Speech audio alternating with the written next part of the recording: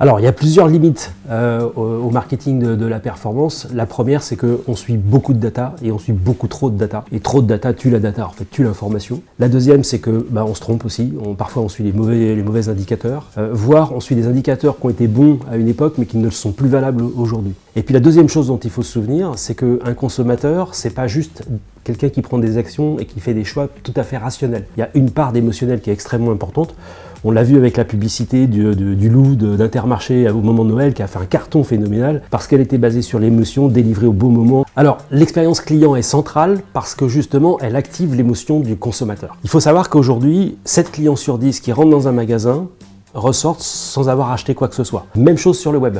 On place des éléments dans un panier, mais on ne confirme pas la commande. Il se passe exactement la même chose. L'intérêt de l'expérience client, c'est qu'elle active l'émotion. Elle active plus de sens que la simple relation sur le web. Elle active l'odorat, par exemple, elle active le toucher, etc. Et par conséquent, si elle est bien menée, elle est plus engageante. En fait, c'est une continuité. On engage la relation client par de l'activation et des leviers d'activation. On déclenche les ventes avec de la création de valeur pour le client et on contrôle et on mesure l'efficacité avec des KPI choisis.